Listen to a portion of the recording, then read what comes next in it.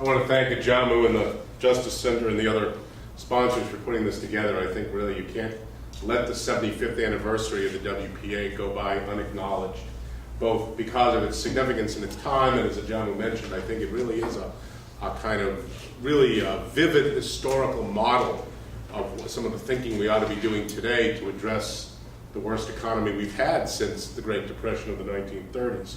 I just want to make a couple of sort of general comments about organizations like the WPA and the CCC, and then talk a little bit about its impact here in North Carolina, and then maybe a little bit about its lesson for today as well. First of all, it's important to remember that both the WPA and the CCC were part of an even larger, what's sometimes called the alphabet soup, of various federal projects that were set up in the 30s to get people back to work. There was also one called the PWA, which was the Public Works Administration. There was the CWA, the Civil Works Administration. So if you're going into literally almost every town in North Carolina, you may see a plaque on something built in the 30s, and it may not say WPA, but don't think it wasn't built with federal money putting people to work. It could be one of these other agencies. And I want to stress two things really about the WPA and the CCC and these other agencies. The first is that they were direct federal programs. These were not bills laden with a lot of tax cuts and set-asides and earmarks for various friends of legislators. They were mainly jobs programs directly with federal money or with federal money that went to states to specifically put literally hundreds of thousands, and by the end of the 30s, literally millions of people to work. And I think that's one lesson for today, is that if we're going to seriously tackle the jobs crisis we have today, we need federal jobs programs, not just a generic kind of stimulus package that has all kinds of other little Christmas tree ornaments, but something specifically where federal money goes to pay for jobs. That's the first lesson. The second is the kinds of jobs. What's important about the WPA, the CCC, and so many of these other agencies was that the jobs were what I would call substantive. They built up the infrastructure of this country. As I say, go into almost any town in this state, go into towns across the entire continental United States, and you will find roads, bridges, schools, libraries, many other things built in the 30s with WPA or CCC or PWA money. So this was not, and let me quickly add, surprise, surprise, when this project was launched in the 30s, conservative Republicans bemoaned it as the death of Western civilization, socialism, the end of the American man and woman, et cetera, et cetera, et cetera. And of course, exactly the opposite happened. They claimed, one of the jokes at the time was, this was going to pay people to climb up trees and rake the leaves. And of course, if you look closely at the jobs that were done, more than 90% of them were on infrastructure jobs. I'll also add, as a historian, one of the really interesting things about the WPA is that it also built up what I would call the cultural infrastructure of our country. What the WPA did is it put historians that were unemployed to work.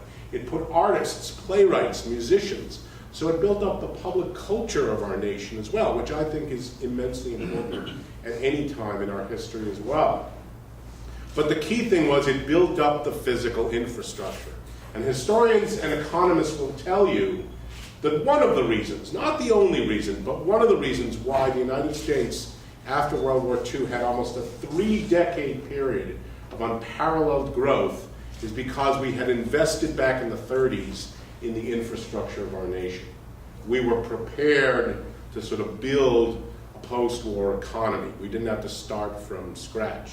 And so in effect, that money that was spent in the 30s not only put those people to work at the time when they desperately needed jobs, but it put them to work building infrastructure that echoed on into our economy for more than half a century. Let me just mention a few specific projects here in North Carolina. One of the most familiar, many of you may know, is the Blue Ridge Parkway, running through western North Carolina, of course, into Virginia as well. Built with a great deal of CCC men and money and manpower. So that's today still a living monument to the work of tens of thousands of mainly men on that project. And I'll quickly add a number of women were also employed on many of these projects as well. But that's one legacy. Another one right on my own campus is there are several of the major buildings. Any of you that are real old-time NC State football fans Riddick Stadium, which unfortunately is not with us anymore, except for the little field house, but that was built with a lot of WPA money. Ironically, the home of the history department now. We're no longer in terrible old Harrison Hall. We're now in Withers Hall, which was originally the chemistry building, built in the 1930s with WPA money. And in fact, I had a student, you can go to the NC State Archives and find photos of that building under construction in the 1930s. So those are just a couple of examples of what was done just in this state. And again, you can find literally hundreds of them just in this state alone. Many of the post offices, many of the courthouses were either built or expanded in the 1930s with WPA money. So let me just leave you with sort of my history lesson for the day. It's really two parts. I've already said them, but I'll just say them one more time. And that is the lesson we can learn from the two lessons we can learn from the WPA is the first is federal money should be used directly for jobs. That's what's going to get, I mean, again, this is, you don't have to be a rocket scientist to figure this out. Federal money directly for jobs gets people back to work, and that's what we need to do today. In this state, we have an unemployment rate approaching 12%, unheard of in the post-war era. We have to address that. The state is trying, but the state alone doesn't have the resources. It is a national problem. We know that. So we need a federal jobs program like the WPA directly making jobs. Secondly, now is the time to redo, in effect, the bridges and the schools and the roads that were built in the 30s are falling apart. Not because they were poorly built, but they're 75 years old. Any infrastructure is going to need some rebuilding after that time if it's used the way we use our infrastructure in this nation. So what better time to have a renewed WPA? Put people back to work rebuilding our American infrastructure so that we can launch another generation of prosperity just as we had in the past. I mean, the model is there. It's a history lesson for today. So thank you very much. Thanks for the opportunity to speak.